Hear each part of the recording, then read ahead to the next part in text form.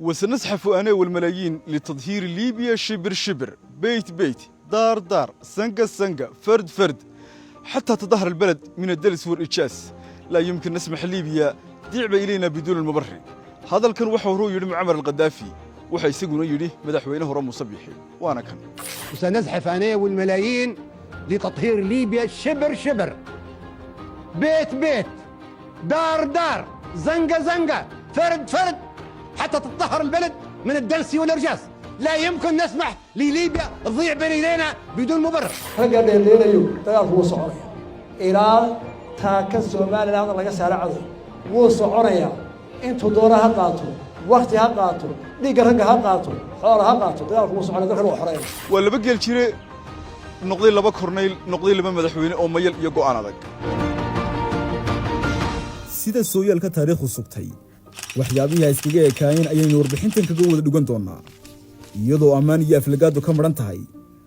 Qatar is against the agreement of DP World in Berbera. الإسرائيليين لا يقاتلون ضد الفلسطينيين فقط، يقاتلون ضد الأمة العربية. هذا قتال الوجود وليس قتال حدود. ayna ka duulana murtidii ahayd haddaad xaajo madal keenayso run la miiray baa fiican iyo shay makhraati leh muuqaal si xuduun iyo ammaanka aadmi mucammar al-qadaafi iyo muuse biixi waxay asalkoodii ahaayeen laba gel jiray noqdayna laba kornayl kadibna noqday laba madaxweyne oo mayal iyo go'aan adag mucammar al-qadaafi iyo muuse biixi waxay ka sinaayeen inay ahaayeen rag aan qursiga qaadan sida awrka qoodhahna qaabkan sameeya bilaashuma aftaagine doqomu baalisaga leexshay birgarwi calanku lahaa bidada eegaya مبارينا إليه ودحس معمر القذافي وحو دلكي سكسر مريكان مركز سياسي لها دلول كودو ايستيدين halka musabbixina uu dalkiisa ka saaray dalka China markii siyaasadaha Soomaaliland iyo China ay iska hor yimaadeen Mareykanka iyo China ayaa lagu tiriyaa dalalka ugu awoodda badan la dunida sidaas oo ay tahayna duhur cad ayay dalalkooda ka dareeriyeen Muammar al-Qaddafi iyo Musabbixi Muammar al-Qaddafi waxay saayeen dalalka reer galbeedka sidaas oo ay tahayna waxa uu diiday deeq kasta oo uga imanaysa dalalka reer galbeedka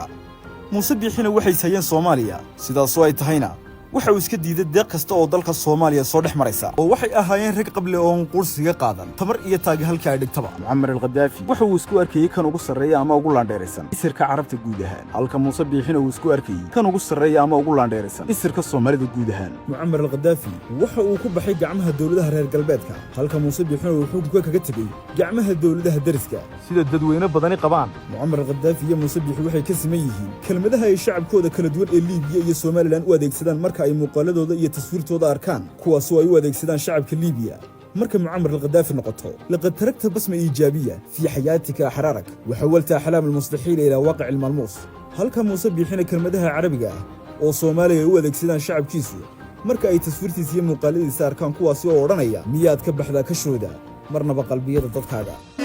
كبحنا قلوبنا مياه كبحنا كشودا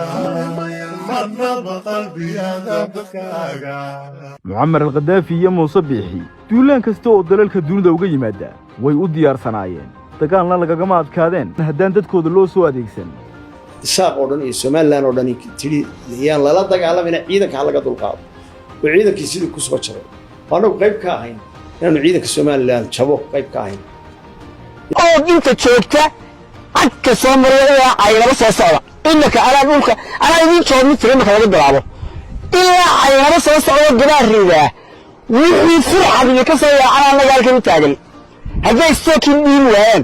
Muammar al-Qaddafi iyo Musabbixi muddadii ay majraha dalalkooda hayeen waxa lagu xusuustaa inay ahaayeen rag aan ka hayweydiisan jirin ganacsatada dalalkooda digtoonana ka qabay inay dana gooniya dhex marsadaan ganacsatadu Muammar al-Qaddafi iyo Musabbixi marag iyo makhraatina ay ka yihiin shacabka dalalka Liibiya iyo Soomaaliland ganacsigu haddii uu waa inuu Ilaahay ka baqdaa hadduu Ilaahay ka baqan waayo waa inuu ka baqaa xukun waa inuu xukun ka baqaa waxaan Iiraan ka codsanayaan in laba gantaal lagu dhufo mucamar al-Qadaafi iyo Muuse Biixi waxay saydarada iyo maamulka siyaasadeed ee dalalkooda mas'uuliyiin uga dhigeen rag qabku qanjaha jooga oo qursiga qaadan sidooda waxaana kamid ah marka dhanka Muuse Biixi aynu eegayno wasiir Maxamed Kaahin Axmed Oghaye Siciid Nuur Jaamac wasiir Cabdinaasir Buuni Mareeye Maxamed Cali Daaro wasiir Siciid Sulu wasiir Ciise Kay wasiir Saleebaan Cali Koore marka dhanka mucamar al-Qadaafi aynu eegnana waxaa kamid ah Cabdisalaam Juluud Baqdaadi Maxamuudi Muuse Koosa Cabdulcaadi Cubaydi dhammaantoodna waxay saameen way magacyadoodu sii lahaayeen kadib markii kursiga ay baneeyeen waxay ka sinaayeen dooqa midabka dhanka direyska badana ay xidhaan waxay ahaayeen madaxweynayaal muddadii majaraha dalalkooda hayeen ilaaliyey haybadii iyo haykalkii dawladnimo ee dalalkooda dadka xukuumadooda ay u xulan jireenna xal may ahayn ee waxay ahaayeen xul haystay shahaadooyinka kuwooda ugu sharafta mudan ee lagu magacaabo PhD waxayna ka xusi karnaa Dr. Sacad Cali Shire Dr. Axmed Cali Maax Dr. Bulxan Dr. Cabdiwali Soofi sooyaalkooda taariikhoodna uma gelin ha iyo maya wada socda iyo mas'uuliyiin ismucaarada haddana ka wada tirsan xukuumad keliya marka xukuumaddii mucamar al-Qadaafi aynu eegnana waxaynu ka xusi karnaa Dr. Shukri Qaani Dr. Maxamuud Suleymaan Maqribi Dr. Mahdi Ambriish Dr. Rajab Abu Dabuus waxay ka sinaayeen inay ahaayeen laba madaxweyne oon culimmada u kala sokayn suufi ictisaam iyo tiisa hayste ayna u wada noolaayeen si dabiici oo dadnimo ku dheehan tahay halka ay ku go'aan mucamar al-Qadaafi iyo Muuse Biixi ay ahayd islaamnimo kaliya mucamar al-Qadaafi iyo Muuse Biixi waxay ka sinaayeen inay ahaayeen laba madaxweyne oo hiil iyo hooy iyo hadal la barbar istaagay bulshada muslimiinta ah ee reer Falastiin mucamar al-Qadaafi waxa uu dalkiisa ka sameeyay webigii ugu weynaa gacan ku sameeyska ahaa ee lagu magacaabi jiray Nahrul Istinaaciil Cadiim ama The Great Man-Made River dadkiisuna ay ku diirsadeen halka Muuse Biixina uu dalkiisa ka sameeyay webigii gacan ku sameeyska ahaa ee loo bixiyay badda Gabiley oo baahi badan oo bulshada Soomaaliland ka haysay biyo la'aanta ay ka kafaysay mucamar al-Qadaafi waxa loo sameeyay taaladan halka Muuse Biixina taalahan loogu magac daray magaaladan loona bixiyay magaalo Biixi mucamar al-Qadaafi iyo Muuse Biixi waxay ahaayeen laba madaxweyne oo aragti dheer oo waxaan dhicin ka sii hadli jiray sida mucamar al-Qadaafi waxa uu hore u sii sheegay damca Israa'iil inaanu ahayn oo kaliya Falastiin balse damca Israa'iil uu yahay duulaan ka dhan ah جريتان كعرب الإسرائيليين لا يقاتلون ضد الفلسطينيين فقط يقاتلون ضد الأمة العربية هذا قتال وجود وليس قتال حدود قررته هذا الكلام معمر القذافي تشيدينيو اجلق لو مسين إلا la soo gaaray 2025 markii Israa'iil duqeyn kibira ka geysatay dalka Qatar ayna hadal ku soo koobtay kooxdii Xamaas ayaan duqeynay oo dooxa joogtay Musabbixi waxa uu hore u sii sheegay dalalka Soomaaliland la deriska ah ee dirirta iyo dagaalku kala dhaxeeyo si dharaartu uu hadalka jeedinayo dhag jalaq loo masin isagana ilaa aqoonsi heshiis Soomaaliland kadibna la garwaaqsaday hadalkii Musabbixi ee ahaa dawladda deris ah ayaa diidan Soomaaliland mucamar al-Qadaafi iyo Musabbixi waxa sida weyn farxadooda u sameyn jiray marka ay daawanayaan ciidan dalalkoodu leeyihiin oo ku horgaaridinaya oo gaashaaman mucamar al-Qadaafi iyo Muuse Biixi waxay ka sinaayeen in talada iyo go'aanka tooda ay ahayd ayna gaari jireen iyagu waxna aan loo yeedhin jirin in iyagu wax yeedhiyaan mooyaane mucamar al-Qadaafi aqoon-yahanada dalkiisa waxa uu ku maamusay deeqa lacageed oo dawladda uga imanaya inta duruufaha dul hooganaya iyo waayuhu u hagaagayo ama ay wax helayaan halka Muuse Biixi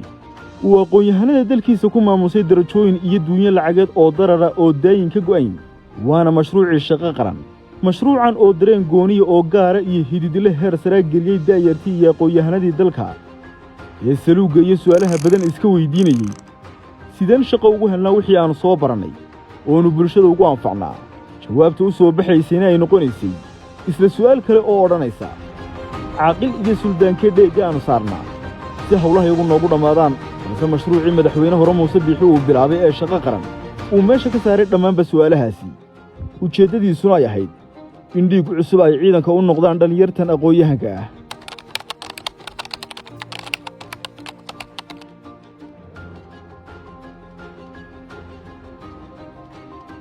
waxay ka sinaayeen inay ahaayeen laba madaxweyne oo ku dhac leh mabda'ooda iyo muraadkoodana meel mariya mur hadday ka qadhaadhahay waxaa ka mid ah in Muuse Biixi ku dhiiraday in heshiis isfahan la galay Itoobiya aqoonsina ku heshay Soomaaliland arrintan oo guud ahaan Soomaalida ku noqotay dhabanahays iyo arrin aan dhici karin ama aan lagu dhiiran karin balse uu Muuse Biixi kaga dhabeeyay mucamar al-Qadaafi isaguna waxa uu si badheedhay qaramada midoobay bartankeeda ku horjaxjaxay xeerarkii ay qorteen kadib markii uu qoonsaday qaabka ay wax u wadaan maamulka qaramada midoobay arrintan oo dunida ku noqotay mid aan dhici karin golaha qaramada midoobay laga falo ficilkan aan lagu dhiiran karin ayuu dhabahan u sameeyay mucamar al-Qadaafi isaguna mucamar al-Qadaafi iyo Muuse Biixi waxay ka sinaayeen in iyagoo daada 60 jirada kor u dhaafay kooraha fardaha lagu fuulo iyo kaxayntooda aanay ku dhib mudan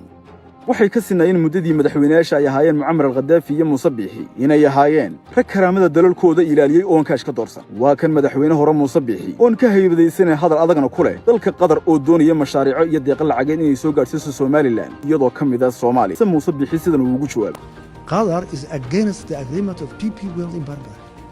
But they have no influence. They cannot have a negative influence to him. They are against us, but they have no effect to us. They cannot attack us. They cannot interfere to our people, even if they try their best. So we are aware of that. Now they are an enemy of this agreement. halka mucamar alkhadaafina in dollar uu wax kaga iibiyo dalalka reer galbeedka waxa uu ka doorbiday in diineerka oo ah lacagta dalkiisa uu wax kaga iibiyo sidaasna ay sharaf iyo karaamo ay ugu tahay dalkiisa Liibiya waana qodobkii ugu weynaa ee dalalka reer galbeedku ku qoonsadeen Qadaafi qushiye qabriga xaqiisa waxa Qadaafi la geeyay isagoo qabkii qarannimadiisa ilaalinaya waxay ka sinaayeen in mucaaradku ugu adkaa muddadii ay xilalka hayeen mucamar alkhadaafi iyo muuse biixi markii ay xukunka ka tageen ay si dhab runta uga sheegeen waxay galan iyo waxay gudaan mucamar alkhadaafi iyo muuse biixi waxaana mucaaradkii ugu adkaa muddadii ay xilalka ka hayeen dalalka Liibiya iyo Somaliland ka mid ah Dr. Canaan Ibrahim iyo xildhibaan Axmed Khaliif والخلاف كان وسط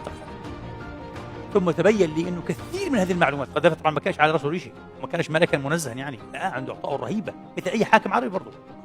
ولكن ما كانش بذلك السوء الذي صورته انا واستغفر الله دائما اشعر بالحزن والله العظيم ربي يغفر لي وصبي حد اللي بحبوها اللي بحبوا محمود الله وحما عودي هورته ninka sidaas loo dhunkanaya ee loo ixtiraamaya waa mucamar alkhadaafi ninka sidan dhagta loogu raaracinaya ee la dhuuxaya warkiisana waa muuse biixi shacabka dalalka Liibiya iyo Somaliland hadal iyo hawshiisa waxay ku soo koobeen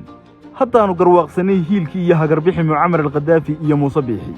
guntii iyo gunaanadkii iyo gabagabadii sida aad u noolaatid sooyaalka taariikhdu way sugaysaa